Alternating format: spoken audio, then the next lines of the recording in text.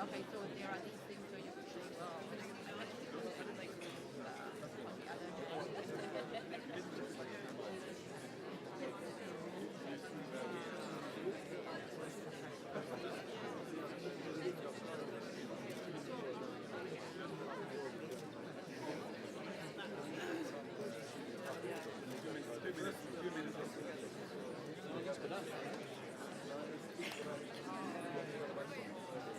yeah, is that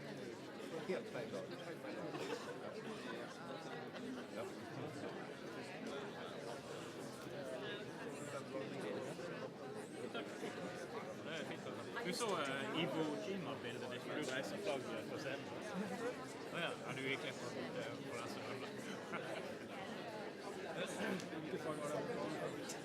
Nei, det var et av de flaggene som stod her på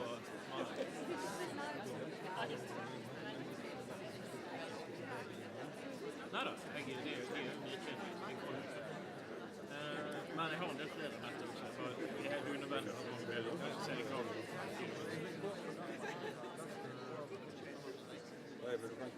Men det jeg gjør nå er at jeg i løpet av det blir fredag, da lager jeg ferdig pakke her, så jeg sender til dere. Da kan det ligge 2 på helgen.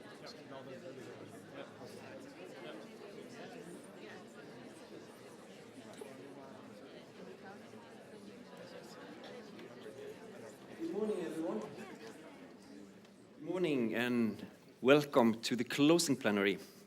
We've come to the stage in the conference where we look forward and we look to sustainability and the green shift in the era of disruptions. But first of all, you saw the pictures that has been taken of you during this conference. These pictures will be made available on the conference webpage after the conference. So you will have the full opportunity to download the wonderful pictures of yourself and others. One small practical piece of information, the working group 3 on gender, which was supposed to take place in Corpair 5, in the Cinema Hall 5, are now moved to Scandic. Just go to Scandic and ask in the registration for the exact location. That is after the lunch. But now, before lunch, it is my pleasure to introduce the chair of this session, Joyita Gupta, who is a professor in the Environment and Development at the University of Amsterdam. Please, Joyita, take the floor and chair this final session, which we are really looking forward. Thank you.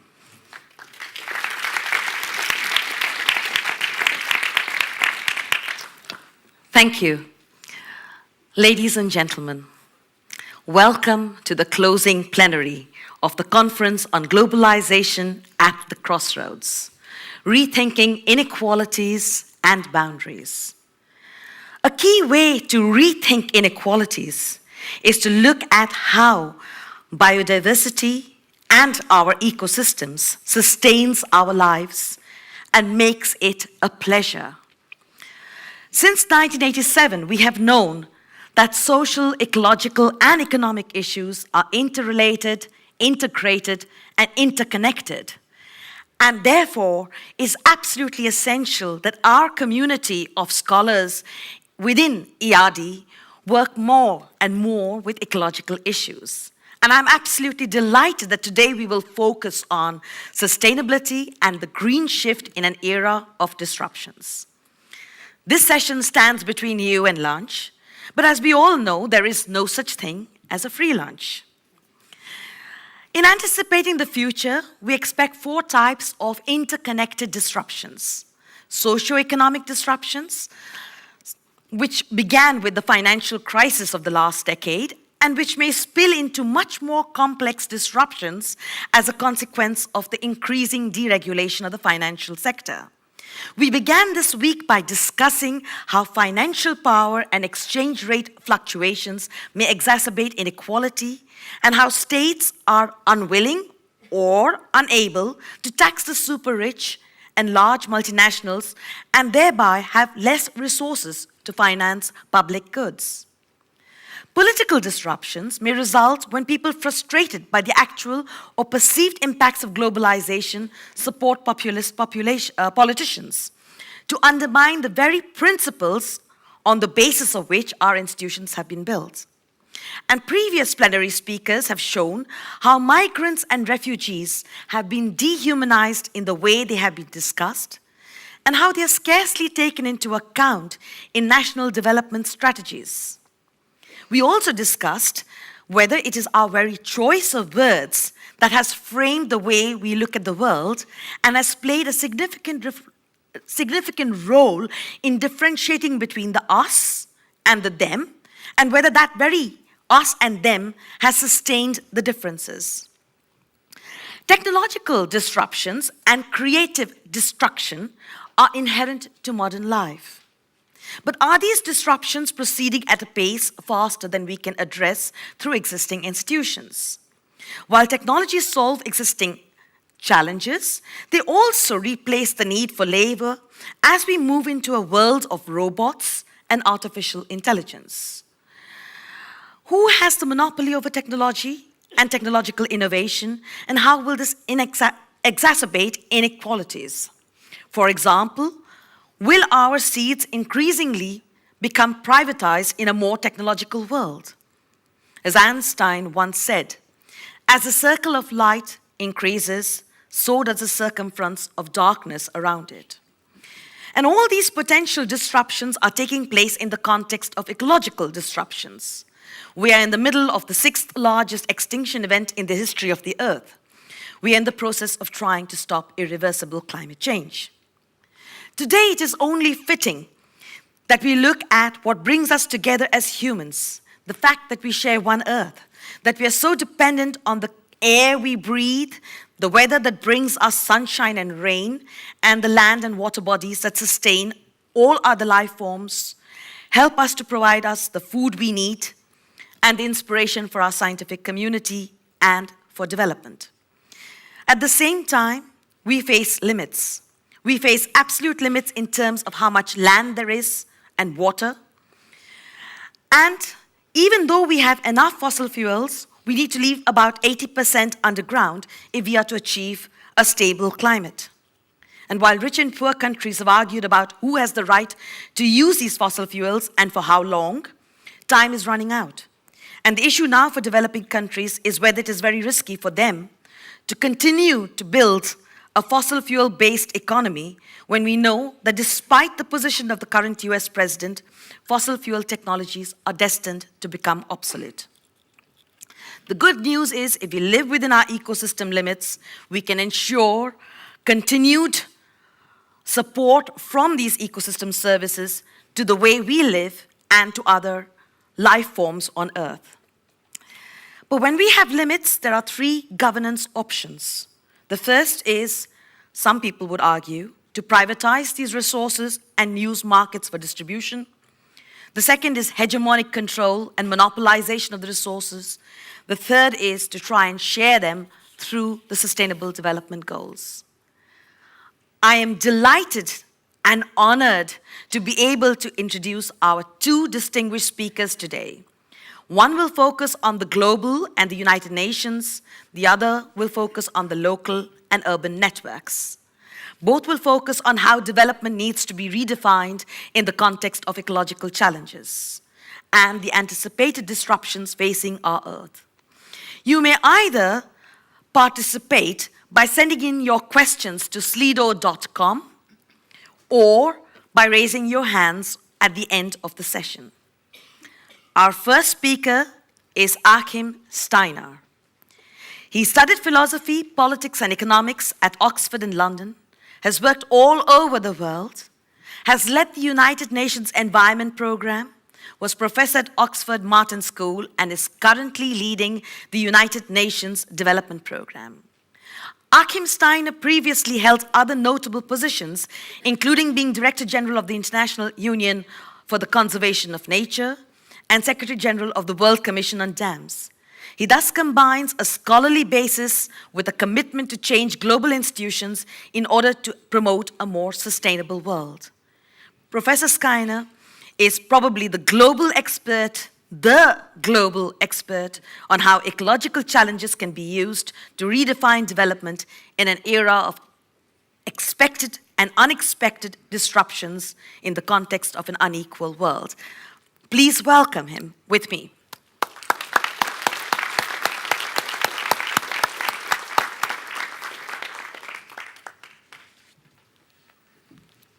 Thank you so much, Jyoti. I think this is what one calls a setup, really, isn't it? Because after this introduction, I think I face an enormous challenge, which is to live up to what indeed has been an extraordinary life journey of opportunities to work on issues that are very much part of the development discourse, that are at the center also of this conference, and that certainly have become central to my professional focus. And when I originally responded to the invitation by saying I would love to come to this conference, particularly to reconnect also with a number of you who work at the front line of development research, I was in the comfortable position of being the director of the Oxford Martin School, so I was one of you.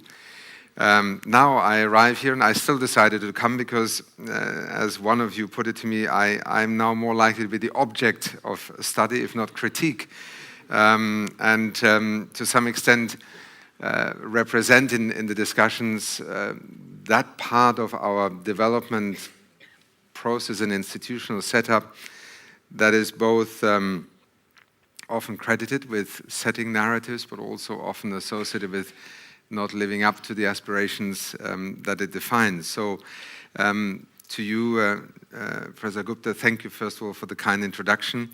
Let me also recognize Professor Susan Parnell, who will also speak to you this morning, and then we, I think, jointly together will hopefully not have presented diametrically opposed views of the future, and certainly my main reason also for having come to Bergen this morning is to reach out to many of you who I believe have a critical role to play in informing how a development discourse can evolve, can progress, and particularly to do so in the aftermath of an Agenda 2030 on sustainable development, a set of sustainable development goals having been arrived at by a surprisingly coherent and an ultimately successful process that was not led by the learned community, nor led by UN experts, but actually led by member states who in turn were the subject of very significant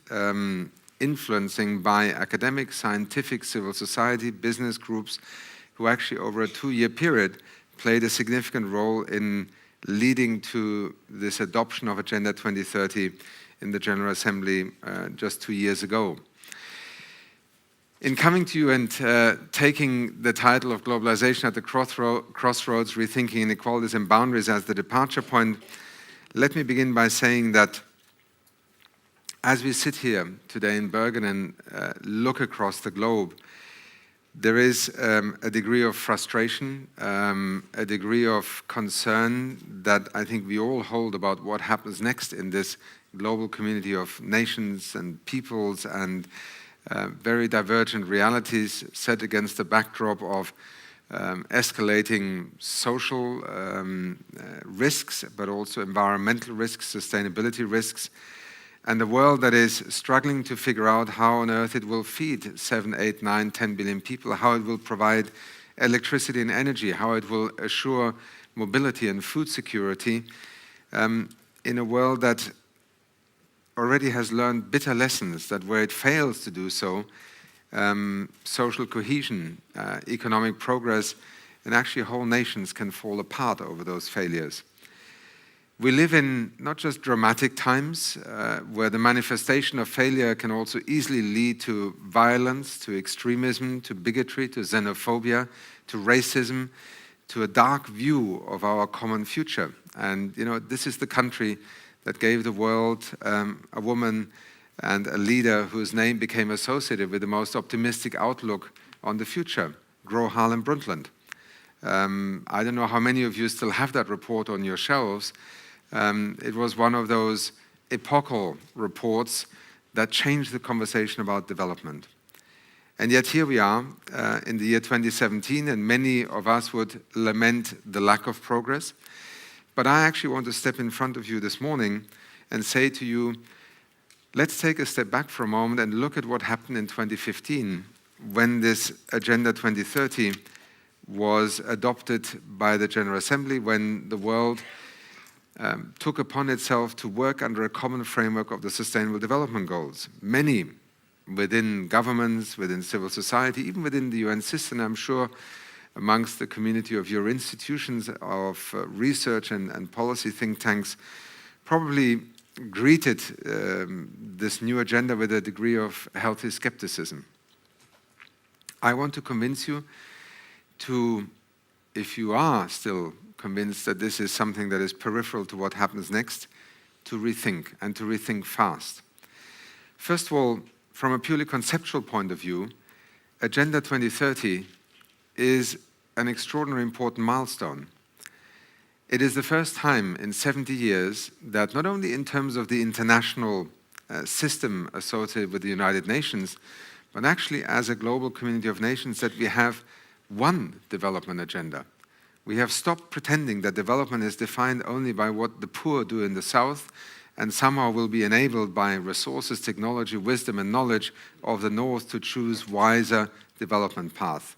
It's a very crude way of describing the early era of development discourse, but it's not so far from the truth. The fact of the matter is that the development agenda adopted in New York in 2015 is universal, and it's not just a word. It's actually a vital watershed moment in recognizing a number of fundamental realities. First of all, the reality that what happens in one part of the world will fundamentally influence what happens in another part of the world. And it was initially largely driven through an environmental change perspective and lens, particularly with climate change obviously being the most dramatic illustration of how a South Pacific Islanders' future was essentially determined by the decision of a nation, let's just take America as an example, or indeed many others, in terms of their fossil fuel consumption and their emissions footprint in the future. And that South Pacific Island nation or national would have virtually no voice, no choice, no control, and no influence over an existential decision by others over his or her own future. It's a very simple and simplistic way of demonstrating why the climate change conversation went global and why ultimately that climate change debate also drove the emergence of a universal agenda. But here also we began to recognize that it's not just an environmental and planetary boundary driven set of drivers that led us to this different discourse. It was also not least in the aftermath of the 2008 financial crisis, the meltdown that we all lived through, that we began to look at a singular economically driven paradigm of development that essentially argued, whether through the narrative of the Washington Consensus or otherwise, in neoclassical economic terms, neoliberal terms, that if only you could achieve economic momentum, through liberalization, through trade, and ultimately through investment flows, development would follow. And I think what the 2008 financial crisis did was it was to put a spotlight on an extraordinary set of false assumptions, and also to put a spotlight on many hidden developments that were coming back to haunt us as communities, as societies, and ultimately as a global economy that had been invoked for so long as the driver of development success. Indeed, inequality, just in the last few years, has begun to be understood for what it is, the most corrosive force in terms of social cohesion, the most dangerous driver of differentiation in a society that, when combined with ethnic, religious, geographical, or other identifiers, can become the organizing principle for essentially social discord, conflict, and nations literally falling apart. And initially we thought this would happen in nations that are fragile and volatile. We looked to the Arab Spring, we looked to meltdowns in some of the major emerging economies. But then on top of the financial crisis came the so-called migration crisis, a crisis that really was only a crisis in the view of Europe rather than the rest of the world, since many other countries around the world had been dealing with millions of refugees for quite a number of years, thank you very much, and with much less global attention. And yet the essence of Europe began to be questioned, and the whole process of a unified European capacity to be more resilient in the face of global challenges began to be questioned on the back of a few million refugees. And I don't use that term in any way derogatively. I simply want to put it in perspective with the total number of people who currently are actually displaced. Last year, over 65 million people worldwide were actually not able to stay in the place that they call home, either internally displaced or forced to flee their countries because of conflict, because of drivers that we can now spend a lot of time discussing, whether they're economic drivers, poverty drivers, or simply a lack of perspective that there is a life to be had under the circumstances that I'm bringing my children up in a place called home. The fact of the matter is that the corrosive force of an economic model that we now clearly have far greater understanding of, empirical evidence and even analyses such as that of our esteemed colleague Piketty, who I just want to again quote perhaps one of the most memorable phrases that emerged out of his work on capitalism, that its inherent tendency to generate an explosive spiral of increasing inequality of wealth and income is, in a sense, sowing the seeds of self-destruction if not addressed, if not understood. The fact that we now have also far greater empirical evidence of how the wealth accumulated on the back of a seemingly successful story of GDP growth lasting over decades actually reveals an extraordinary amount of inequality, concentration of wealth at one end, but also stagnation in wages and levels of income. And that behind that is a hidden tendency for labor and therefore human capital to be the loser in this game, while technology and capital in its financial sense is the big winner, and therefore has driven this polarization in our societies in different ways and under different circumstances in more industrialized, developed economies, but actually revealing itself with similar phenomena, if other drivers and reasons, also in many of the more rapidly developing economies, should be a warning sign to us all. And I would argue that the reason why in the year 2015 nations found themselves, I think, almost more by accident, certainly not by long-term design, in the hall of the United Nations General Assembly, adopting a very different development paradigm, is precisely because of the realization that economics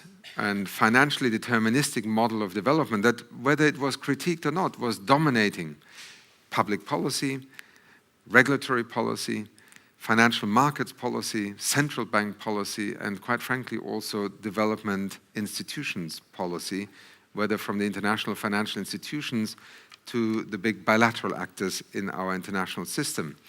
And clearly cascaded down into virtually every developing economy as the framework that was set or adopted or embraced as the way forward.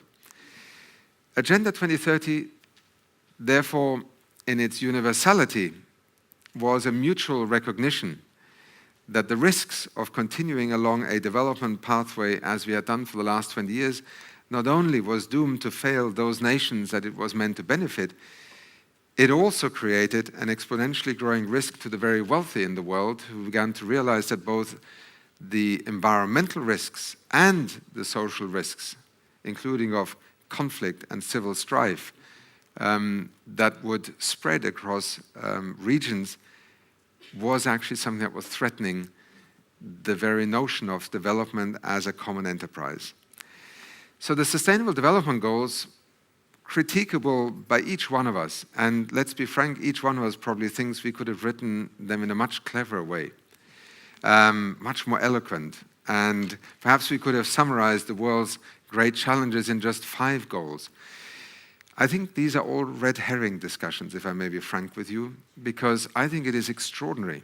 And I think we should for a moment step back and acknowledge that 193 nations, through a public debate and transparent process in the full glaring light of observers from all parts of our society, were able to arrive at, in 2 years, a set of 17 goals that, however imperfect they may be in so many respects, actually capture what should unify us in looking at the future of development as not something that is premised on competition and outcompeting your neighbor, but actually roots development in a notion of collective success and is based on the principle that success can only be achieved if countries learn to work together.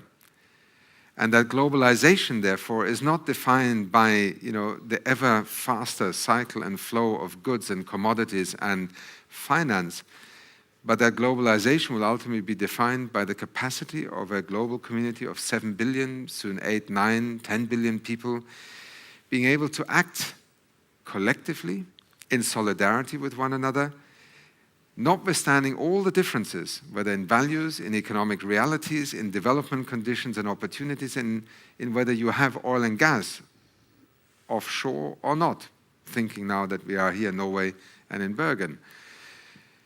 This, I would say to you, is something that needs to be taken extremely seriously, because it is actually an extraordinary moment in terms of development discourse not being defined by a few experts, by a school of thought, or by a particular ideology, but by the fledgling attempts of creating and forging consensus in a very conflicted world in which polarization, inequality between nations, never mind in terms of inequality within nations, and the challenge and the threat of environmental risks either lead us to succeed with this agenda, even if it is just a stepping stone, or to face extraordinary risks to our common future, to invoke for a moment again Gro Harlem Brundtland. Now, there are 1,001 ways in which one could discuss this, and I will not take your time up by reciting to you the individual goals. What I would say to you is, and now in my capacity as administrator of UNDP, and this title is something I'm still trying to get used to. I've been many things, but I've never been an administrator in my life, so forgive me if from the towers of academic wisdom I now sound like I'm in the basement of a development accounting machine. But I head an organization now that is an extraordinary promise to the world. It began really as a vision of another kind of Marshall Plan, a fund that was established at the time, built on this philosophy that a part of the world had succeeded in development, and it was now incumbent upon it to help others to succeed. We have come a long way since then. The United Nations Development Programme today is the backbone of a United Nations development system. It works on the ground in 170 countries. It's an extraordinary resource that I want to bring closer to you today, because I need you to take an interest also in this resource as more than just an institution of the United Nations system. We are a platform for trading ideas, for taking best practices from one corner of the world to another, for taking the aspirational goals of, Agenda 2030, or indeed a human rights upfront approach, or gender equality, or the rights of indigenous peoples, into the reality of everyday governance and decision-making across 170 nations on this planet. It's an extraordinary privilege to have the opportunity to lead this institution, because I think at this particular moment in time, this is the moment for which UNDP actually was established in the United Nations system. And I take it from a very personal point of view, because I am by training really a development economist. That's where I started my journey over 30 years ago. I chose, and this is also why Jürgen and you as organizers invited me here, to then move increasingly into the environment, sustainability, environmental change domain, because I felt that it was the Achilles heel of the development discourse, and that many who led that development discourse were simply illiterate on understanding the science of environmental change, and more importantly, the development implications of ignoring these environmental change phenomena. I consider 2015 and the Agenda 2030 also an extraordinary culmination in finally realizing what the 1992 Rio Earth Summit set out, and that Brundtland and her co-commissioners defined in terms of a paradigm shift that was needed. But it took us another 20 years from the original Rio Earth Summit to actually arrive at a set of goals that recognized the second major defining characteristic, which is integration. Imperfect as it may have done it, there is no goal in the 17 goals that is not premised on progress being achieved outside the original domain that would have been associated with that goal. So if it is an economics or economically focused goal, it carries within it the DNA also of targets and indicators that clearly demand an explicit acknowledgement that social and environmental steps are fundamental to achieving that economic outcome, and vice versa. So alongside universality comes integration. And when I was offered a few months ago, and I've only been in my new position for 8 weeks, the opportunity to lead the United Nations Development Program at this particular moment in time, I did not hesitate for long, because this is the moment where development either is rethought and the development paradigm reinvented and evolved on the basis of an imperfect but nevertheless visionary articulation that the Sustainable Development Goals provide us with, or we will indeed talk about the failure of development as perhaps the most distinguishing feature of the early part of the 21st century.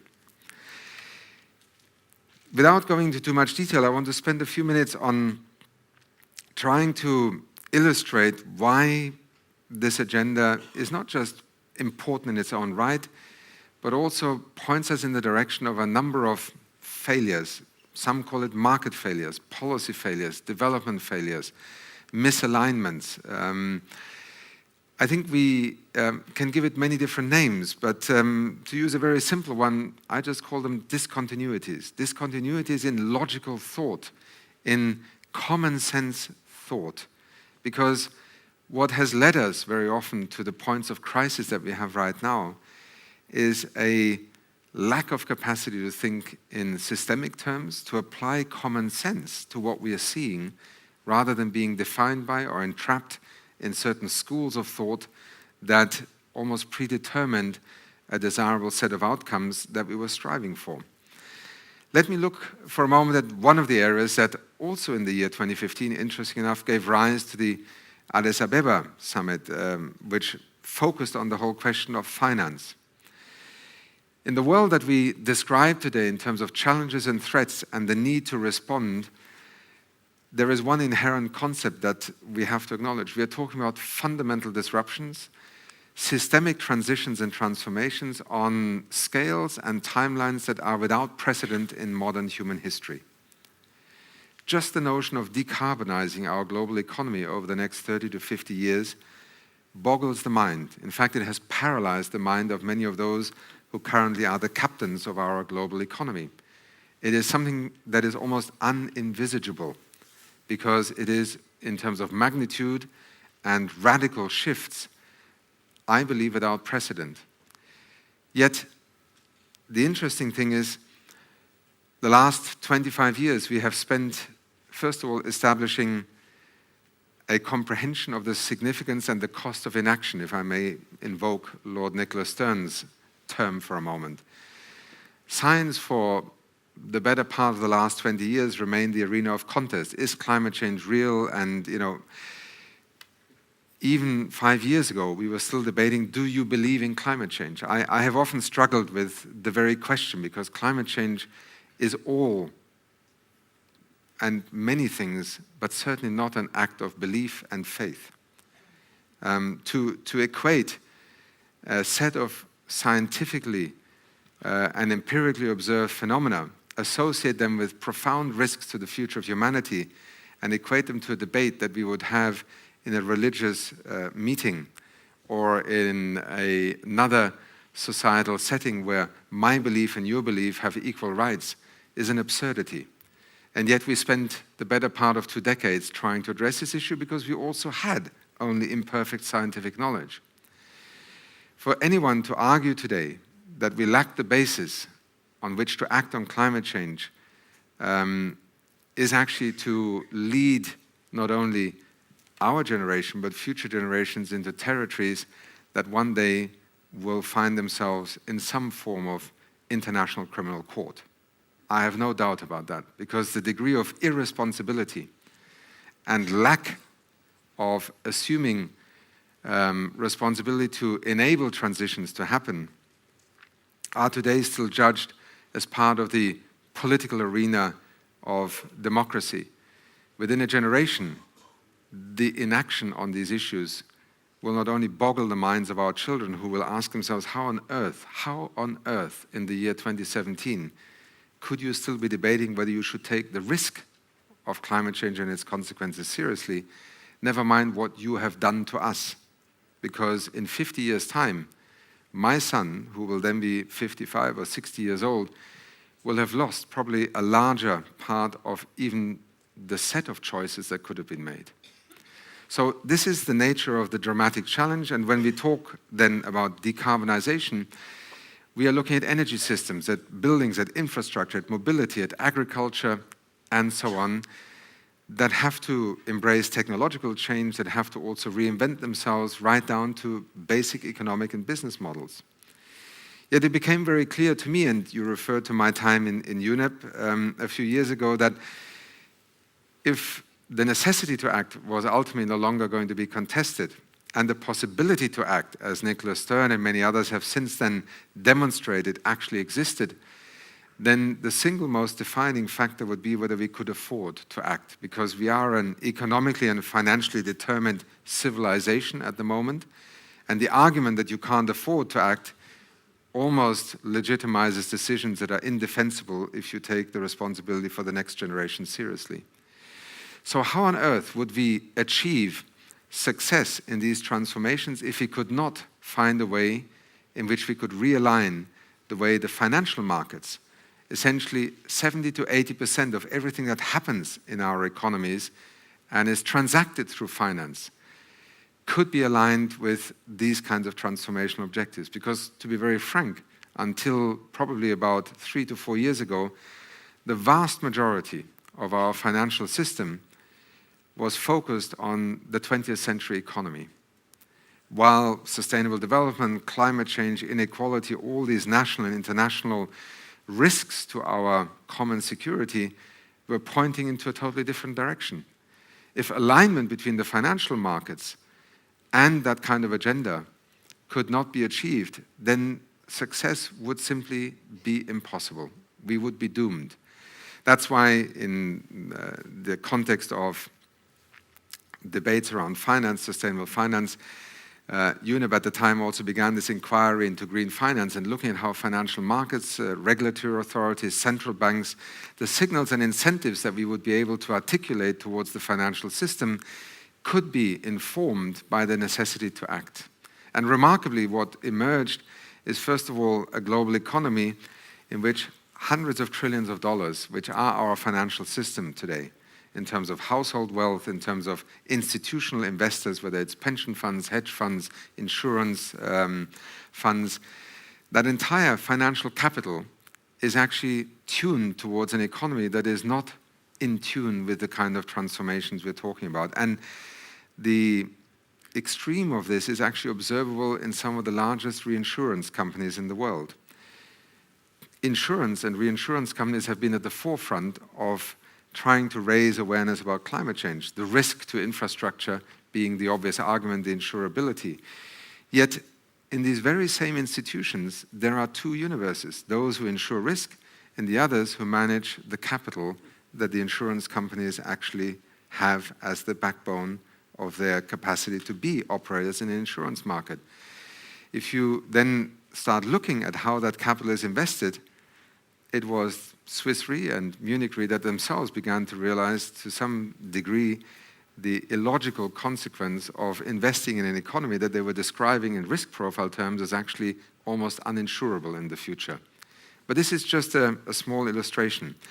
So here is one of the major discontinuities, that we need extraordinary amount of effort right now, particularly from the research community, to try and understand how do we shift the 70 to 80% of financial capital in our economies in terms of alignment with change, transformation, and transition.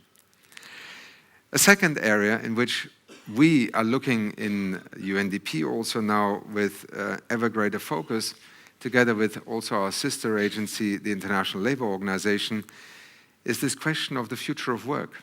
You may be aware that the ILO has just launched a new commission ready to report on its centenary in 2019 on the future of work.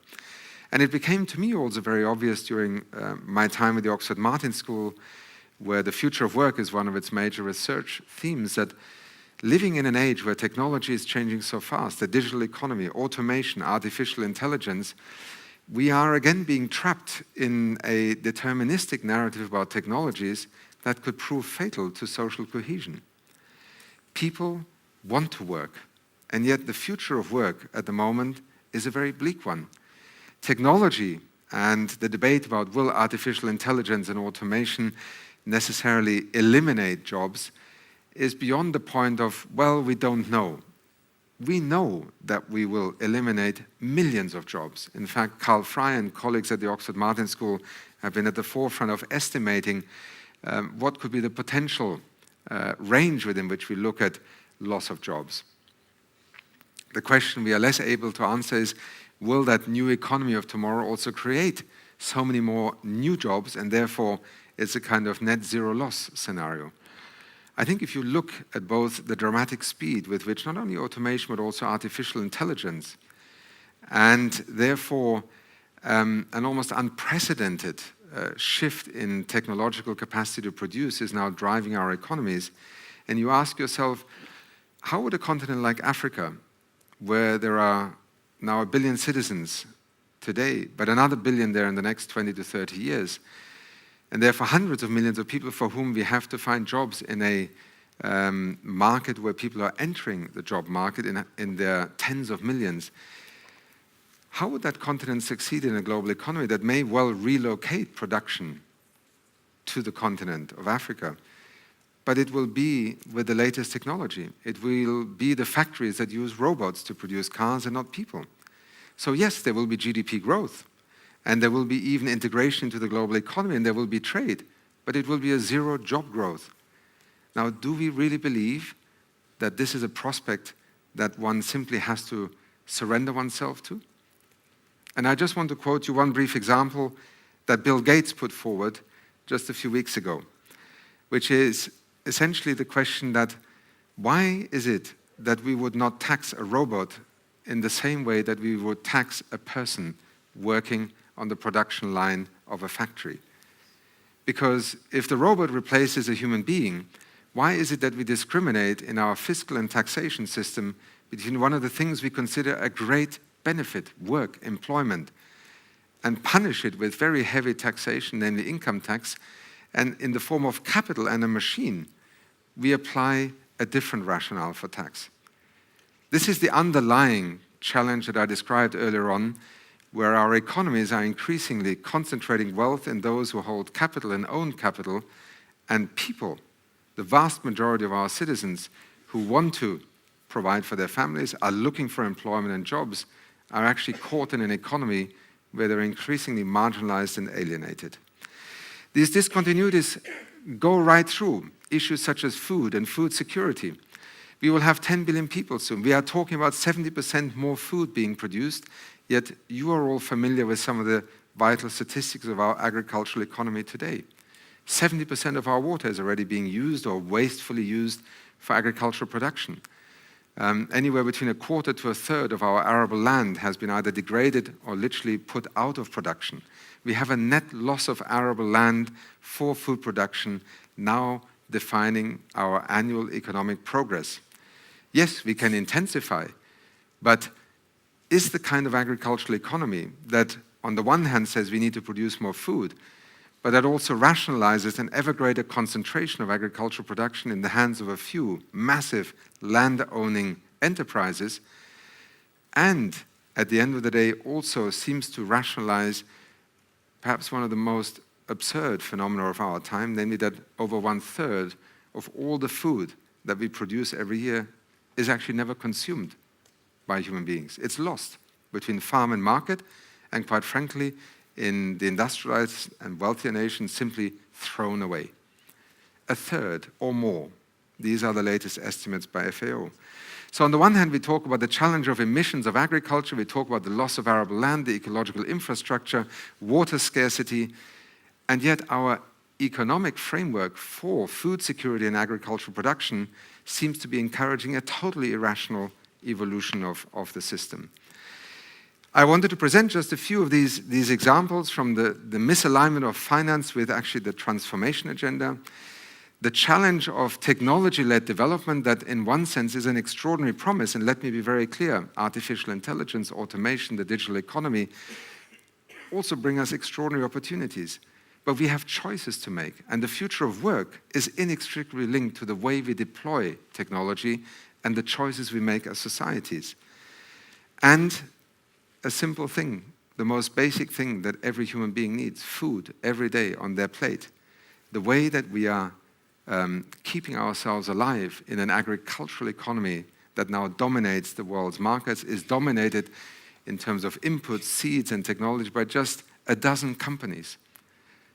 Is simply leading us astray. That is the driver, that is the set of continuities that have in part informed also the Sustainable Development Goals. And I think it is these issues, amongst others, and I only wanted to pick a few to highlight the importance for us to find a common interest across the research and policy think tank community, the institutions that are at the same time working with countries, with communities, with the private sector on the front lines of interpreting these global challenges into opportunities for action. Action that allows us not to define success by literally outdoing the other, whether it is my neighbor, the neighboring country, the poor global south, or the rich global north. These polarities are not helping us in this day and age. And this is why I want to convince you that, first of all, the United Nations is not an anachronism. In fact, we need this notion of nations united to act and to succeed more than ever before, notwithstanding the contradictions and the challenges that are staring us in the face every day.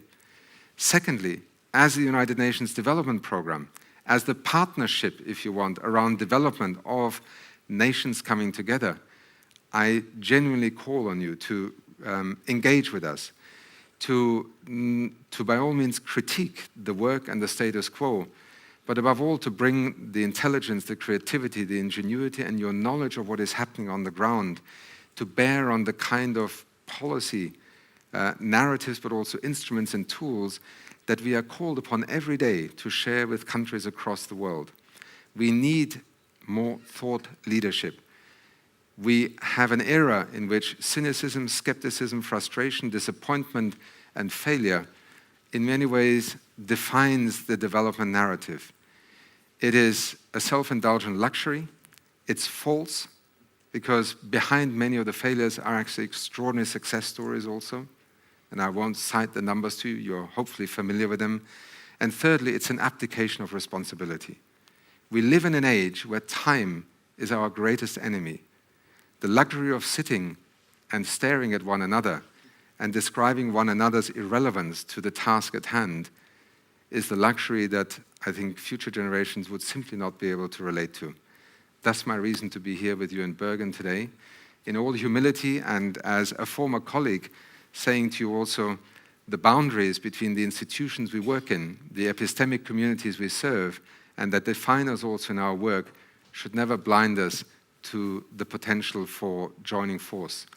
Respecting one another's different departure points, identities and views, but above all, helping the world to take something like Agenda 2030 and the SDGs from an aspirational statement of necessity and desirability to actually a vehicle for success.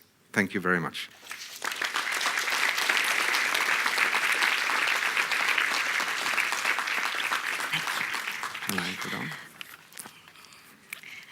Thank you, Professor Steiner, for that absolutely inspiring and brilliant speech, asking us all to collaborate and cooperate, not only amongst us as individuals, but amongst states, for asking us as scholars to join and collaborate with UNDP and to perhaps work with you more in the future, and for giving us a picture about the need to work on the SDGs and to help participate in this transformative agenda at the global level. And this brings me to my introduction to our next brilliant speaker, Professor Susan Parnell. She is presently Professor of Environmental and Geographical Sciences at the University of Cape Town, has had previous academic positions at Wits University and the University of London, apart from having visiting fellowships at London School of Economics, Oxford, Durham University, amongst others. She's published extensively, not only on urban historical geography, the rise of racial residential segregation, but also many, many contemporary issues, including green economy and urban challenges today, as well as urban environmental justice. In doing so, she is not just a scholar, but she actively collaborates with local municipalities and other actors, so she's also in some ways an activist. So from the global to the local, your word. Well, I hope, in fact, that we can stay somewhere between the global and the local. And thank you, Hakeem, for your presentation. And I hope that I'm going to be speaking with you and in that spirit of an epistemic community, and to pick up on that challenge for us in the room, either as practitioners to be open to the idea of rethinking what we do, or as scholars to the idea that we need to engage more actively in a constructive agenda. In a formative agenda, to deal with some of the complex issues that are before us. And effectively what I want to do is to take off from where you've left off, to take absolutely everything that has been said about this momentous position of policy shift, of realignment, of paradigmatic reflection and recalibration to think about what we need to do. And I want to bring that down to make one core argument, that in order to realize green growth and progress that's implied in the 2030 agenda, what we have to do is to transform cities. Now, if you're a rural development person, please listen with me the whole way. Try and park the hackles, because I think you'll see where I'm getting to on this. And I wanted to begin, in fact, with a quote from Arama Revi in this week's Cityscope, which is really about the question of why cities. And it's everything that we know, that the economy is focused in cities, that the population is focused in cities, but that the fiscal kinds of questions and investments that you were talking about are not spatially neutral. They will be concentrated in the urban context. And so, although we do not agree on what a city is, on what the scale of a city region may be, we nonetheless have a confluence, if not a consensus, about the fact that cities have a primacy in development moving forward. And that's for any number of reasons. And I think it's useful to understand that different people endorse that for different reasons. For some, it is simply that we live in a demographic age, a majority urban condition, it will become more urban. For other people, it's this point about concentration, that investment will take place in cities. For other people, if you come out of an engineering tradition, because this is where we get material lock-in. This is where we actually have to face the consequences of our carbon imprint. Politically, we have a massive challenge to the Westphalian system, where we know, particularly in the context of debates about devolution, and I will come back to that the way that we have run things for the last 80, so 100 years more, are now in crisis. Cities are the places where modernity and tradition conflict, come to the fore. And we've had a number of presentations about that in the city. And of course, the technological revolution, whether that's the shift from oil to renewables, or whether it's the impact of big data and what we are able to do with IT, focus primarily in cities. Yeah? So there are a lot of people who have made the case that development has to become more city-centric. But nobody's made it more than the Green constituency, the science researchers, and the lobbyists for an alternative way of being. And if you're not familiar with the idea of the urban acceleration, this is the idea that not only are we now living in an urban age, but that we are living in an urban age where change is happening at a compounding rate.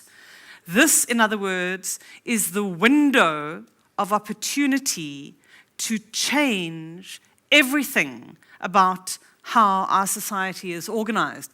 And the details you can find in our recent paper in Nature there. And what that scientific argument has done has been to make the case that cities are key to policy. And you see that coming through on a number of different places in the global community. So even something like the IPCC on the left-hand side there, it's just a word cloud from the IPCC, starts off as effectively quite city blind. We've got a new meeting coming in Edmonton focused specifically on the question of climate change in cities as the city agenda becomes more and more central. The biodiversity report starts off on its very first assessment with a focus on cities. That culminates in the SDG 11, an explicit focus on cities. And right across the UN system, whether that happens to be from WHO, but we could look at almost any organization within the UN system, this recognition of what does it mean to look at children in cities? What does it mean to achieve any one of those SDGs? That integration question, which of course is across many of the different domains, but which gets concentrated in urban space. But what's really important is not just that there is a focus on cities. This is an important slide conceptually. And we want to think about what it means. What the Green Agenda and what science argued and what was taken up in that formative shift that Achim was putting forward for us was not just the idea that the environment should be added to the mix of sustainable development, pretty much as it was interpreted through Brundtland in the earlier phases, but that we should see cities not just as sites of intervention, economic, social, and environmental, urban and rural, yeah? That's good, but it's not enough. Not just that we should see cities as centers from which change takes place. In other words, the economy may be concentrated in a city, but it will diffuse out. Social change will be concentrated in a city, but it will diffuse out. But what is really significant about the argument that we find implicit in the 2030 Agenda is that cities are centers, they are transformative pathways of social and economic change. In other words, this is the stuff that will trigger the longer term, the wider implications, which will rupture those boundaries or enable us to stay within them.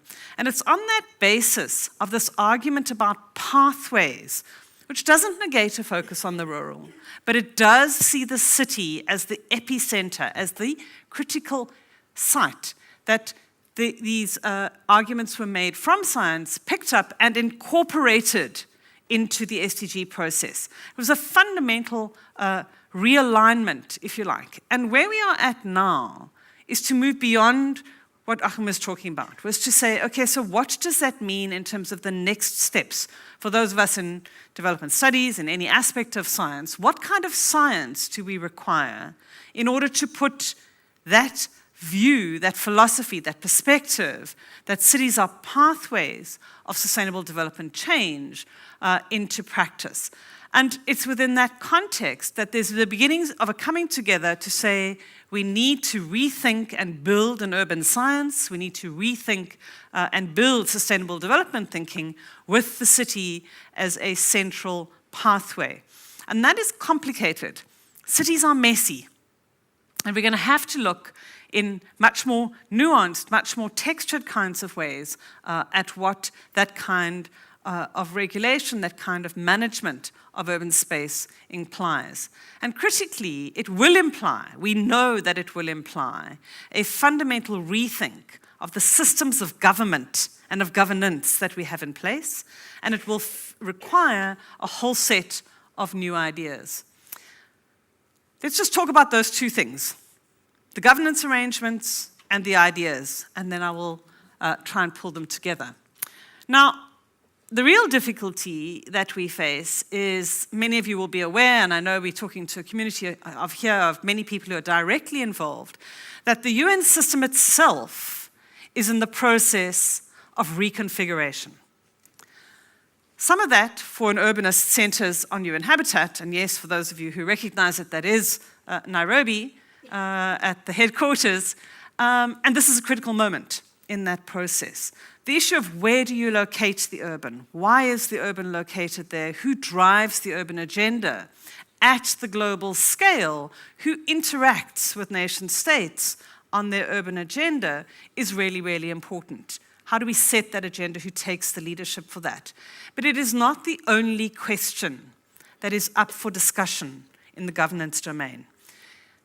That's If Mayors Ruled the World. I don't know if any of you have read that. It's a very provocative book, and in my view, a relatively simplistic idea. But it is this assertion, and in the context of American politics, quite easy to make the case that wouldn't it be nice if mayors ruled the world? But the point is that we have to find a way not just to talk to 177 nations, but to talk to the thousands, the tens of thousands of settlements through which the SDGs will be localized, through which we will achieve our alternative visions. And so this question of devolution is absolutely critical. I don't know if you recognize the map on the left. No? Anybody? It's not upside down. You just got to change your view. It's a map of traditional land in Africa. It's a very dated map, and the reason that it is so dated is because I cannot find a map of tribal authority and control in the African context. And I asked my colleague for India if she had it, and yes, there is one of scheduled castes, but not at the local level that we require here. And yet, the settlement decisions, the resource management decisions, the social negotiations that take place in the settlements that we have across the world almost always do not just include the global scale, the national scale, and the municipal scale, even though we would like it to have more at the local level. But it includes a whole domain of governance practice, which is not acknowledged, which doesn't appear. And so it seems to me that as we begin to look for alternative governance arrangements, communication, to deal with the complexity, these domains, and we perhaps should have had a corporate logo in there too, because of course it's many of the corporates and the banks who also make those very, very significant settlement decisions. And so the idea that I'm putting to you here, and that's the logo from one of our new projects, which is just trying to get to this question of how do we understand the complexity that cities present and at the same time deal honestly not with a naive, as scholars have often done, vision of a transdisciplinary, collaborative, if we all sit and talk about it for long enough, we will agree. How do we deal with some of those incommensurabilities so that we can begin to prioritize, so that we make the right decisions to make the scaled interventions that are necessary to shift the urban pathway in this window of opportunity that we have, so that the urban acceleration doesn't become the moment of our cataclysmic decline, but rather is this moment where we were actually able to harness and realign where it is we're going from. And I think you're able to go through some of those lines of complexity, and you may add more to those. Operationally, there are going to be some critical hubs, and this for us as thought leaders, as this epistemic community that Hakeem talked about, become really important. And I would suggest to you that there are going to be at least 3 really critical points which, as knowledge brokers, we need to be able to engage. The first is the SDGs, and there has been a massive intellectual advance on that. There is much to come. The data that is being put in place at this point to monitor the indicators will set us on a path that will make the definition of GDP look like a minor point in a matrix of indicators that determine how we see the world. So we're in a very formative stage. But there are others, and for me, one of the most important in these is likely to be the national urban policies. Perhaps even more important than national development policies, which we've spoken a lot about at this conference. And there is no blueprint for what those are, and they will vary from place to place. But critically, what national urban policies do is they take cognizance of the fact that it's going to be the nation state that will report on progress. They acknowledge that what national governments do has implication in urban space, and ideally, they facilitate the process of devolution. They begin to allocate powers, functions, and resources to the scales at which the interventions will be really, really important. And ideally, they will be, of course, both process and outcome specific. I do, however, want to challenge us in this regard. National urban policies have got they're not new instruments. You can find them, they've been used historically in all sorts of kinds of ways. And I am a South African, if you hadn't got that from the accent and the university affiliation. And I want to remind you of the ugly history of a national urban policy. In other words, making interventions doesn't always assume a progressive end. They can be used in unintended ways, and perhaps in intended ways for malicious purpose. And certainly in the 1970s, copying from global ideas about what spatial development should do, we see this push of urbanization into decentralization, not devolution, decentralization, pushing out an anti-urban sentiment, keep people out. Perhaps one can think about some of the migration dynamics in Europe in some of those kinds of ways. A very ugly history. Similarly, just because development thinkers and development economists, dare I look at one in the front row, discover space, does not mean they do so in a way that is useful and productive for understanding social and political process.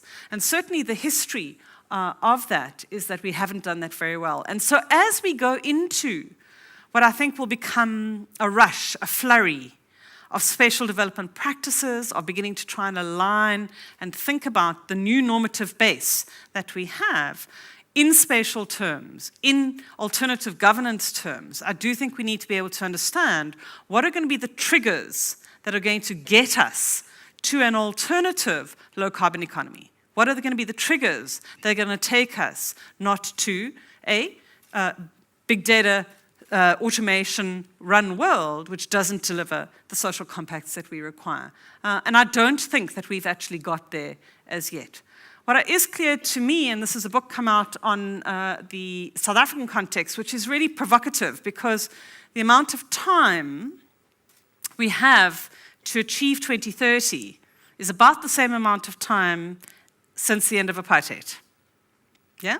You want to know what can be done? In a fundamental realignment, and it's very clear that one of the things which is necessary is a capable state. has all sorts of implications, but we cannot bypass the state in important kinds of ways. Excuse me. I want to suggest then that we are entering into, got a frog in my throat, bear with me. We are entering into new terrain. We've had a bold, transformative agenda. It really is bold. I want to underscore what we've heard this morning. We are into radically new territory. The ideas which exist in the academy, the places that we understand in the academy, our knowledge of the interactions of different dynamics across specializations are simply not up to the task of guiding policy in significant kinds of ways. What's more, even when we do have expertise, we don't know where to deliver it. And that is nowhere more obvious than in the case of cities. An awful lot of what we know has only very micro-level application. It is very specialist application, and we see fundamental contradictions not dealt with. What do we need for biodiversity are corridors which allow species to move through cities. What do we need from climate change? We want really dense cities. Well, how do you manage that in practice? And what and where do decisions get made? And so I think the research community is gearing up very actively to address some of these concerns. But what I should have put on here was the map, which many of you will have seen in the Times Higher Education Supplement a couple of months back, of the absolute distortion of where knowledge lies. It's a much better map of the global north and south than anything else that we've seen. And it is terrifying when we begin to start thinking about what that means in terms of where the urban challenge lies. And so, although we have a whole range of initiatives, some of them, the one down at the bottom in green, backed by the Swedes, thank you very much, a very significant program to massify and expand the research capacity in the African context to deal with urban change. We're nowhere near at where we need to be in developing that knowledge base. And so, in coming together and trying to conclude this argument that we need to focus on cities, not because cities are in and of themselves more important than anywhere else, but because it is in cities that these pathways, perhaps along with what was argued for the Green Revolution some decades back, but the urban transition is one that we have failed to understand in very significant kinds of ways. And what we absolutely need to be able to do is to see that urban future and to develop the science that is going to help us to inform those interventions. There is no question that that requires a very significant investment and realignment of who we understand to be the professions who will build the cities, manage the cities, design the cities, regulate them and enforce them, and be part of that intellectual leadership on the ground, in the CBOs, in the churches, in the mosques, in significant ways. A massive expansion of leadership in that regard.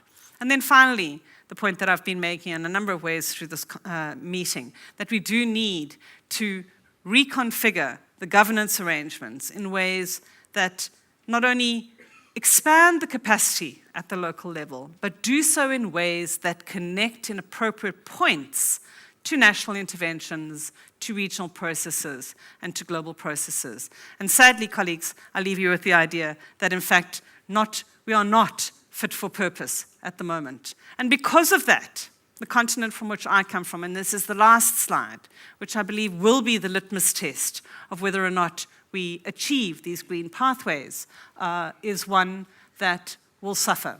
So the yellow spaces are those which have a share of the population that is living in informal or slum conditions, whatever terminology you prefer, and you see how dominant that is. And so at the moment, the 2030 agenda only says leave no one behind, but I would suggest to you that we might want to think about it in slightly wider terms and have a more nuanced, layered understanding. Until such time as we can know we leave no species behind, we leave no person behind, no city behind, no nation, no region, it is our common future.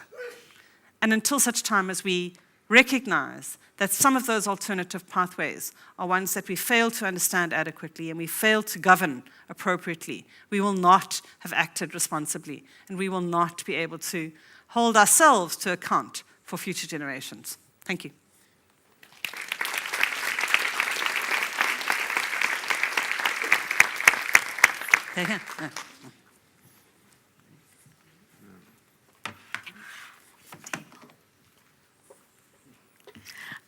Thank you very much, Susan, for this excellent presentation about why cities are important. And I think the 3 points were, but I'm making a caricature, of course. The cities are pathways of change. We need new multi-level institutions, and we really need a capable state. I would now like to invite both speakers to come up and to the podium, and all of you to participate in a question-answer session. And while you're thinking about what your first question is going to be, I have one question already from the audience for Professor Steiner. Right. Sorry. He's looking after basic We've got an needs. empty glass. It's real, not... So the first question is, dear UNDP administrator, do you think that the SDGs are tackling the causes of the problems we face, or simply the consequences? A bit of both would be my answer. But rather than either looking at causes or consequences, the way I interpret the goals is they define a set of positive objectives that are informed by bitter lessons of failure if you either ignore certain aspects in the development paradigm or if you overlook certain necessities, preconditions for success. So if you take the goals, and you know, I don't want to recite them all back to you, I mean, whether it's no poverty or whether it is decent work and economic growth, whether it is, I was just looking for the urbanization, sustainable cities and communities. The way they are formulated, I mean, don't be distracted by the titles. This was one of those great moments in UN history when the intergovernmental process of formulating goals met the communications team to say, how do we translate your goals into something that people can understand? But if you go into the narrative behind each of these goals, they're actually defining a positive agenda that draws together a number of threads and you know, at its simplest is reproduced in the excellent presentation you just made. I mean, whether you take cities as pathways, as platforms, as accelerators for this kind of change, or you take the rural economy, which you said park for a moment, they are all trying to align effort, whether intellectual, institutional, governance, financial, technological, with let's say a common set of objectives against which we can judge success. Susan, would cities be able to address the causes or the consequences? And when can they address the causes? Do they have the power? Well, I think that they do have a lot more power than we register. And I mean, similarly, you know, they're both cause and consequence. But I mean, I think if you look at places where cities get on and build things and do things and people live regardless, the question is that what we want? And is that going to get us to where we need to be? And so the consequences may be things that you're exactly what you're wanting to shift. And if you're going to do that, you may need to give more power in order for them to be able to shift. Are there questions in the audience? Yes? Hello, thank you for two very interesting presentations. My name is Phil Mader, I'm from the IDS in Brighton. My question to both of you is, are there any measures we can take to ensure that the pathways towards sustainability that we globally pursue do not risk exacerbating, worsening the global inequalities that we seem to collectively tolerate? And I ask this particularly in light of the emphasis that I've heard on working with the financial sector and financial markets rather than reversing the process of financialization, which I think many people here would agree has contributed to, if not created, the rather intolerable inequalities which we tolerate. Thank you. Okay. Yeah, I mean, just on the financialization question, and I think one of the things that we have to be very careful of, and the advantage of the moment of collective responsibility, of a universal agenda, is that what it does enable us to do is to look at dynamics within the system and across the system. And one of the real dangers on the financial system as we have it at the moment, as you know, is that it is global in certain respects, but not in all. And it's extremely difficult to incentivize fiscal investment in places where we really require it. And so we'll end up rebuilding the shopping malls of Middle America. And so it's... Yeah, for me it would be a case of saying, you know, can we put our finger on what some of the absolutely critical imperatives are to have a much wider, more global process, and where do we need local control and local initiative and space, and not try and over-regulate absolutely everything, but to understand what the blocks in the system are, and to understand where there's been an incomplete superimposition of an apparently collective investment. So modernity would be the one thing for me, and there's no effective overlay between traditional modernity, and we pretend it doesn't matter, and yet we know that it does. Financialization is another. We throw our hands up in horror to talk about informality, but you will not get a bank to invest in somewhere where there is no regulatory process, where there's no certainty, et cetera, et cetera. So moving on to an online question. It's in relation to untaxed wealth, and the question is addressed to you, Professor Steiner. If the vast untaxed wealth and profits in tax havens are not tackled, will not the development goals ultimately fail? I'm not sure I can answer that in an authoritative way in terms of quantitative parameters, but I think it is no secret, and the work of the OECD and many others, including our international financial institutions, clearly have shown that there is an extraordinary amount of money that leaks out of an economy, and in the sense of tax evasion, clearly illegally so. So trying to tax, first of all, close loopholes, deal with also offshore tax havens, and essentially make people play their part as members of a society and a community is a no-brainer. I still think that, tackling that negative end of people trying to avert and avoid and escape responsibility is one part of the agenda. And if I can link it back for a moment to financialization, I think it's the incentivization that actually is the most significant tool that we have. There has been, and the environmental movement itself has been trapped for the past 30 years in the sense that economics and finance are by definition anathema to sustainability. And I think part of my work and that of many others that have worked on this, bringing the community of environmental science and change experts and researchers together with those who look at economics, financial markets, is perhaps one of the more liberating things, because we have also allowed ourselves to be imprisoned by the notion that a financial system, a particular economic model, is almost the equivalent of the laws of gravity, somehow rooted in the science. I mean, I am an economist by training. It's the most misguided, terminology to call economics a science. It's an interpretation. It's a search for models of choices, and it is a way of finding incentives to achieve social outcomes through economic instruments. And I don't have any problem with finance. Money is a means to an end. Whether we trade in goats or in dollars or in gold or in diamonds, we have always had to find ways in which to be able to trade.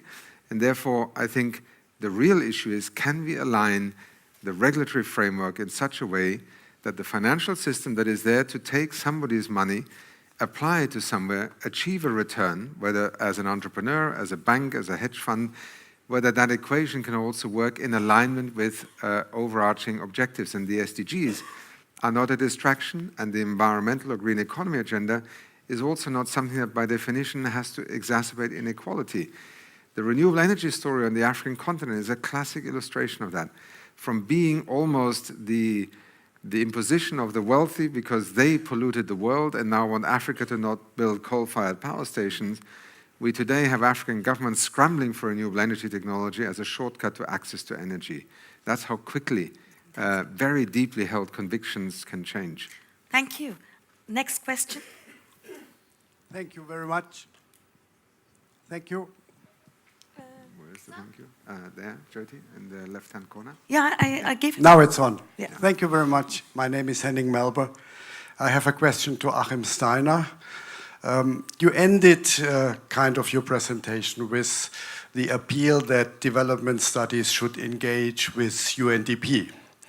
My question is, to what extent is UNDP willing and able to engage with development studies? And let me explain. The United Nations History Project has as a programmatic title to think ahead of the curve. And Agenda 2030 is not ahead of the curve, but it marks the curve. But at the same time, the current realities impose Agenda 2030 to a large extent on what is defined and funded as development studies.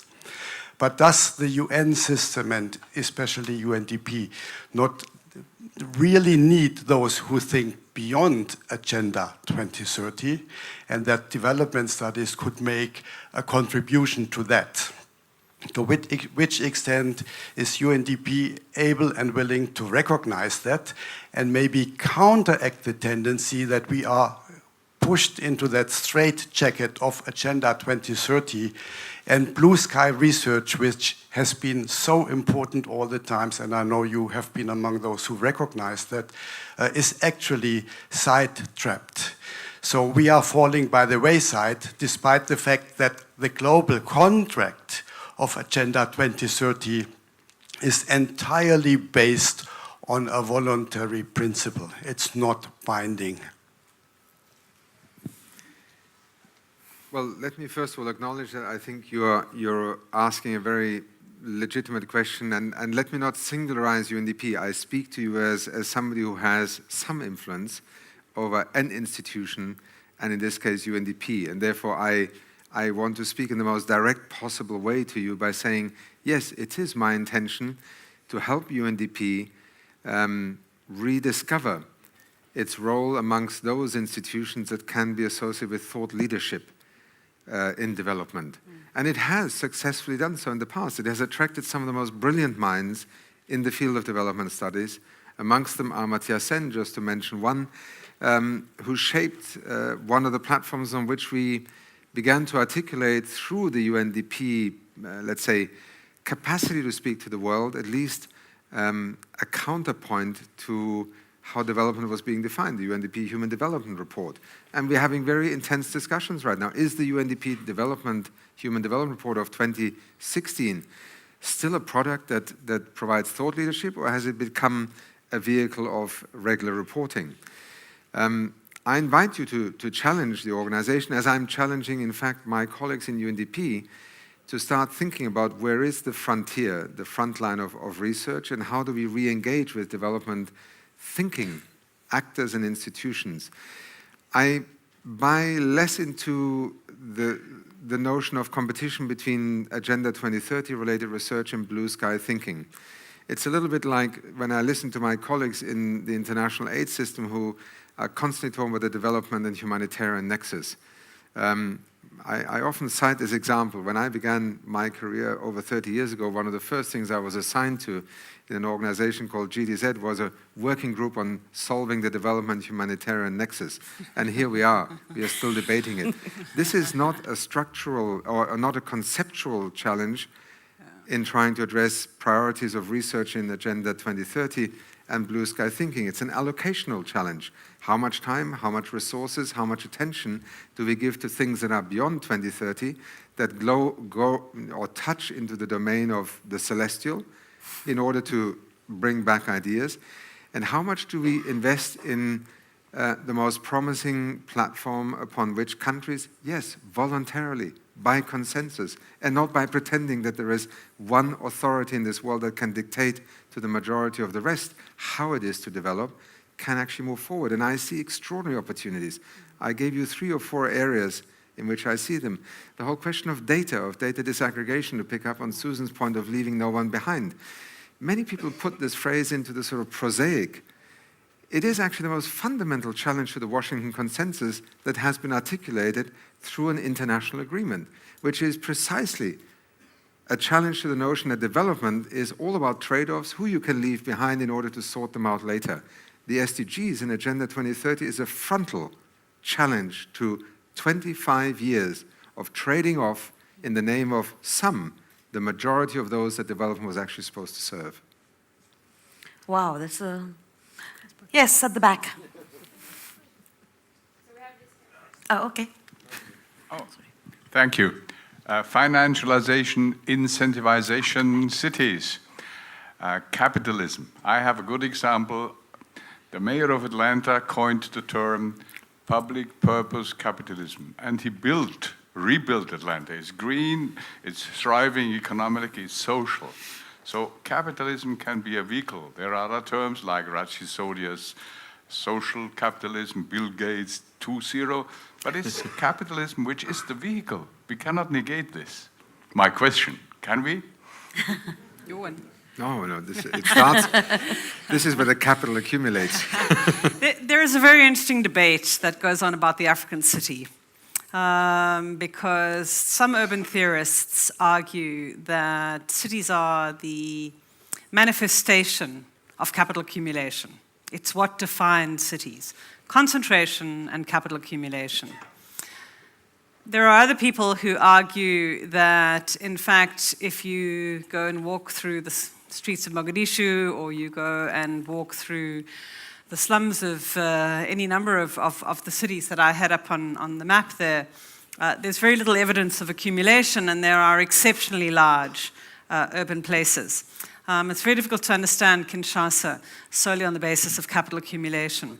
And so I am fudging your question, but other than to say, for me, one of the really difficult things is that when we think about the city of the 21st century, one that is characterized by a lack of jobs, it's characterized by a lack of investment, it's quite often characterized by a lack of large-scale investment which we associate with capital accumulation, and it's associated with building without financial support.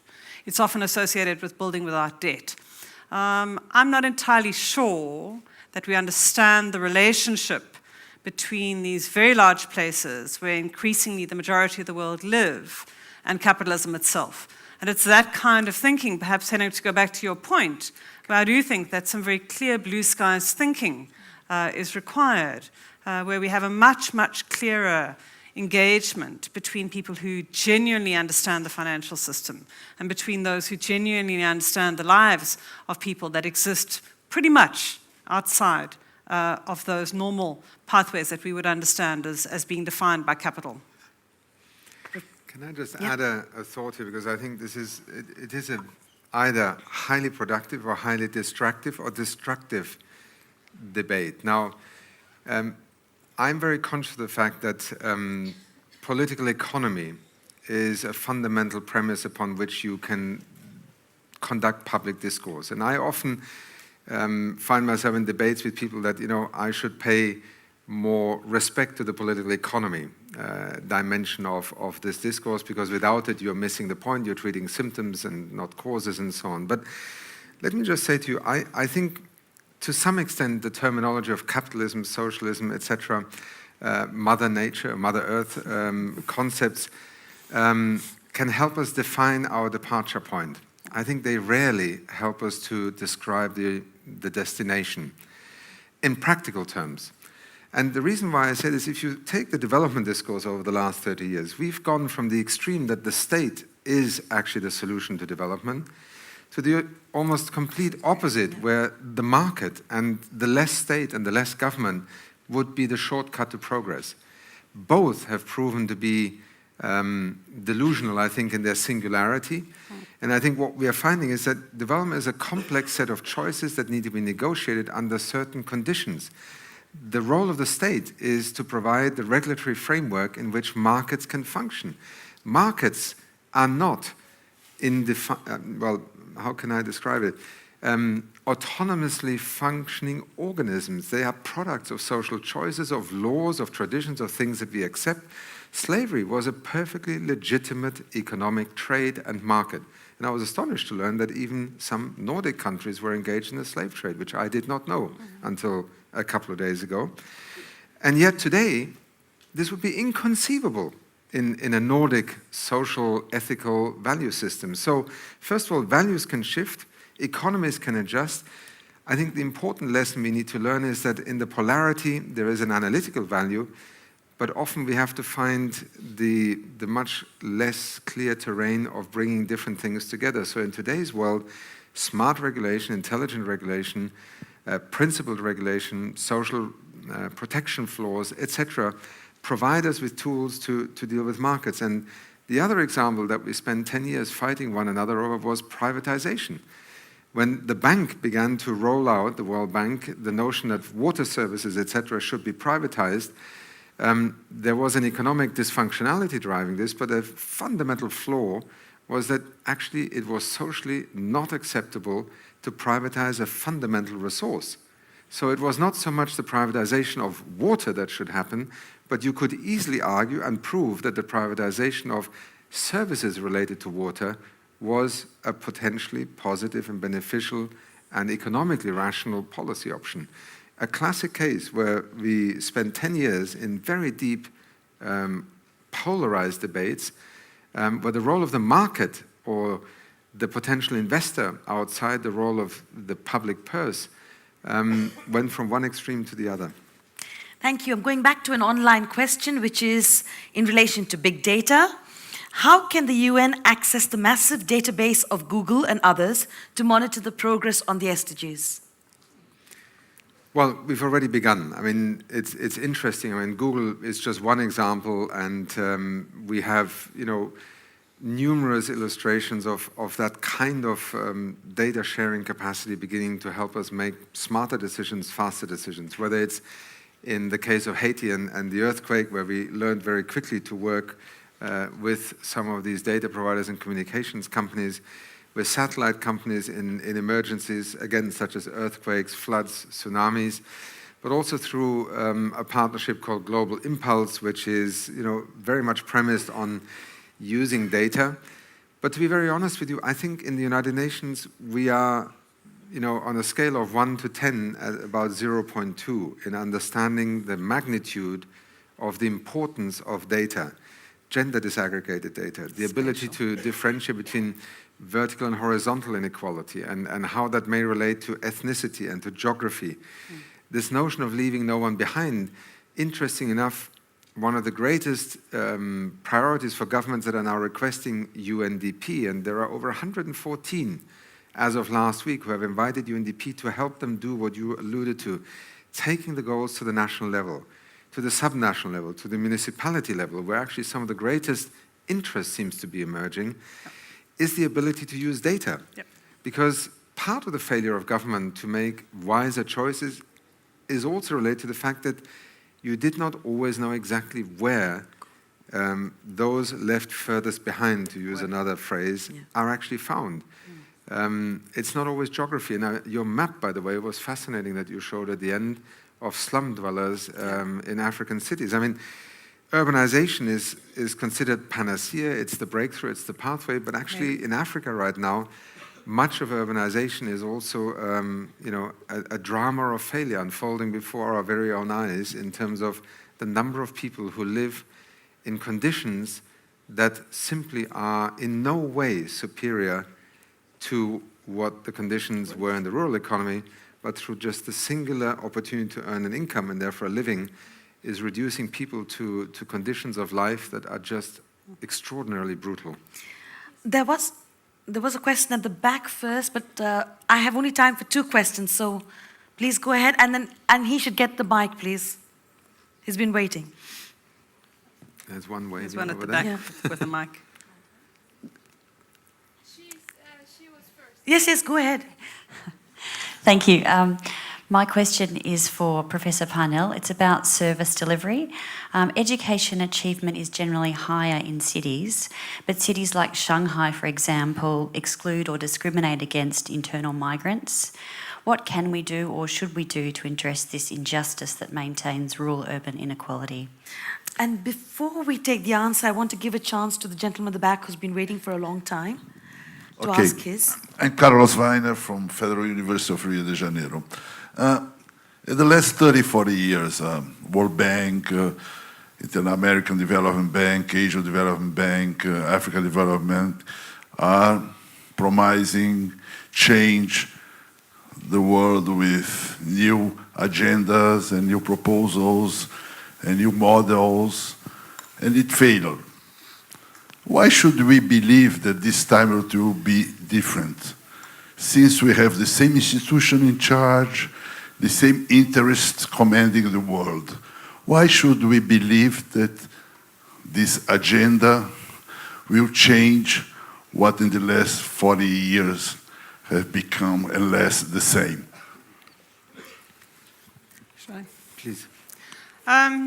Thank you for the question about services. If I might answer it in a slightly wider context, not just of urban-rural migration, but perhaps to go back to a debate that was nascent in the conference, which was about migrants/refugees, and the question we had from my colleague, Kathy Sutherland, pointing out that in fact there are many, and you made exactly the same point, that there are 65 million people who move from place to place in an involuntary way. And the consequence of that is almost always that they have no access to services on their arrival point, whether that's in a refugee camp or in a city which has that. And I think one of the things which is going to be really critical, and Collis perhaps this speaks to your point about why might we believe in the opportunities for change, is that I think unless we begin to take cognizance of the scale of that mobility and the scale of that exclusion of our current service delivery models, of our current nationality models which predetermine your access to services, we are putting ourselves at immense risk of massive social protest. We are putting ourselves at immense risk of massive health outbreaks. We are putting ourselves at risk of the real detriment of our own humanity. And I think it's potentially possible, particularly given things like new data, that you would be able to be admitted to hospital, that you might have access to free water in order to secure your basic needs. And it seems to me that that's precisely the challenge of the universal agenda. And I say this to our colleagues in Norway meaningfully. You know, what is the lowest possible level of subsistence in Oslo or Bergen? And how does that translate into Kinshasa or Harare? And until such time as that is the same level, we have not got to a universal agenda. And part of that is about whether you have access as a migrant to some of those basic services. So and then very, very briefly to Collis, I mean, I think for me, your skepticism is completely right, and we should be holding organizations to account. And we should be continuing to do so. The thing for me which is really significant about what I would think of as a post-neoliberal framing of a developmental conundrum is that I think for the first time we are actually beginning to move into recognizing the returns on ecosystem services, the returns of the intergenerational investments of locations in particular places, and that the immediacies of profit have been removed from being so dominant in the framing of a lot of interventions. And if we can hold on to that collectively, and I think that a younger generation have got a very strong vested interest because our generation has so actively failed in that regard. And so it's them that I look to actually hold us and the organizations to account. Yeah. Can I just add a couple of sentences? I think the goals are, in a sense, less prescriptive, if more systemically relevant than past, let's say, paradigm shifts in the sort of development institutions landscape. The Washington Consensus sort of and structure adjustment, being a particular extreme. But let us also recognize that, along the way there have been many success stories, whether in primary education, in maternal health care, and child mortality, nutrition, life expectancy. I mean, the last decades are not only decades of failure. What I think the SDGs are, and it's my very simplistic way of finding an analogy that shows how old I am, but also how much I'm fascinated by the younger generation. It's like an operating system. It's designed by people who have learned a lot about what works, what doesn't work, and what is unlikely to work if you don't do a number of things in one go. The challenge for us today is not to be imprisoned by this operating system, but to use it as a platform. And to me, the analogy of the applications is immensely empowering. I mean, if I watch what I have downloaded as applications on this thing called iOS that I haven't got a clue how it works, who designed it, but it actually gives me access to things that really help me solve problems. Then I think we are looking at the SDGs, what they're meant to be. Not somebody's development ideology, but in some ways the basis upon which more intelligent development decision-making becomes possible for me, starting even with individuals. And that's where, you know, in the context of a debate in UNDP right now about, you know, what is our role as a development institution in the year 2017, one of our colleagues borrowed a financial system analogy, which I'm intrigued by, and I leave you with this not as in any way saying that is it, nor am I convinced of it, but it's an interesting concept that I think has to do with a lot of what we have tried to talk about today. We need more systemic approaches. We need to recognize risks, the risks of inaction, etc. Is the role of a development institution such as UNDP today to de-risk development, to lower the risk of making narrow development decisions, to place bets on singular agendas when we know that development is complex, it requires systemic responses. Leaving people behind for too long and too large a number is going to undermine the development process, just like the ecological vulnerability will ultimately self-destruct our economic foundations for progress. And I find that notion quite intriguing, because it's not to take development into the realm of banking, but to take a concept that is not irrelevant to what we are trying to do, namely to inform, help societies to make wiser, less riskier choices, more sustainable choices. Maybe that is part of the business of development, so to speak. Just a thought to sometimes lift us from one epistemic community to another and see if we can actually translate some of these concepts back into where the core of our work is. But again, privileged to be here with you, Susan, and thank you. Thank you very much, Susan, for your excellent presentation. And Professor Steiner, you may become the object of our research. We'll be following your work with a lot of attention, but also we hope to become partners and to be able to contribute to your work through perhaps more multi-level governance approaches. I invite you all to join me in giving a hand to our speakers. Thank you. Look forward to staying in touch. Thank you so much. First of all, Hakeem Steiner, for your contribution. Thank you so much. Please accept our small gift. Thank you. Fear shall not triumph. Excellent. From the Rafto Foundation. Thank you so much, Susan. Thank you so Parnell. much. Pleasure. Thank you. And thank you so much, Joeta Gupta. Thank you. Thank you. If you please would just stay with me for 90 more seconds, then I will not attempt to wrap up the conference, but rather point to some observations or key points that deserves to be highlighted. I know that it is lunch, so I will be quick. First of all, the quality of the presentations. This is the wrap-up, the not wrap-up. The keynote presentations have been excellent. To be honest, I often get very bored and or disappointed at conferences when the keynote addresses does not deliver what they promise. I may be a little biased, but the keynotes have been spot on in addressing the four main themes of the conference: inequality, migration, tax justice, and the green shift and sustainability, as we saw in the last one. Secondly, the variety. 77 panels, several side events, hundreds of presentations, a diverse variety in the state of art of research on global issues, development research and practices.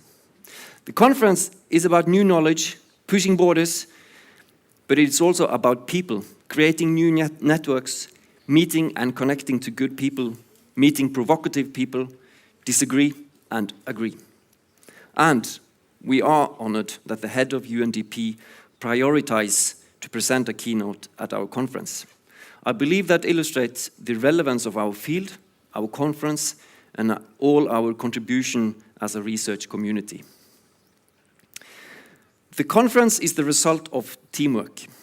First, teaming up with EADI. I know that we have complimented each other throughout the conference. Maybe it's a bit much, but honestly, it has been a very smooth and constructive cooperation. There will, of course, always be different views of how we should do it, what to focus on, and how we should prioritize. But the climate for finding optimal solution and not only bleak compromises has been excellent. Isa Bod, Jürgen Wiemann, Susanne von Itta, Julia Schöneberg, Thomas Hollekamp, and the entire team, including the EXCO committee leaders, thanks a lot.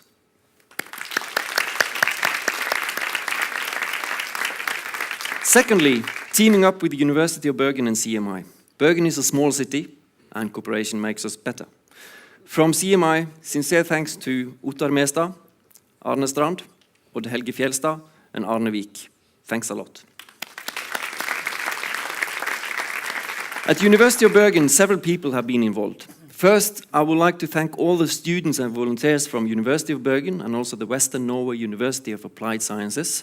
You've seen them in blue t-shirts, they have guided you around. Some of you are here, you can raise and we can clap. Thanks a lot. For input on plenaries and setup, great thanks to Ragnhild Overå, Peter Andersen, Susanne Bygnes, Synnøve Bendiksen, and Håvard Hårstad. And not the least to Doreen Ryland, who made sure to keep the budget in black rather than red figures. And Tord Røe, the man who keeps all the threads together. Thank you so much. This is very much your work in close cooperation with Julia and Susanne at EADI. Thanks a lot. At the end, let me also put this in an NFU and Nordic Development Conference context, briefly. Every second year, the Nordic Development Research Associations organize conferences. In 2011 in Copenhagen, then in Helsinki, 2015 in Gothenburg, and now here in Bergen. As it coincided with the triennial EADI General Conferences, we agreed to join forces. During this conference, the Nordic Network has decided to continue to organize biennial Nordic conferences. And we are looking forward to the 2019 conference somewhere in the Nordic countries. We are also looking forward to the next EADI conference in 3 years' time. It is not decided yet where. It will not be in Bergen, I'm fairly sure. On behalf of NFU, all the Nordic Development Associations and all the organizers, I will sincerely thank each and every participant for taking part, for presenting new knowledge, for pushing us forward. Enjoy lunch and enjoy the last session after lunch.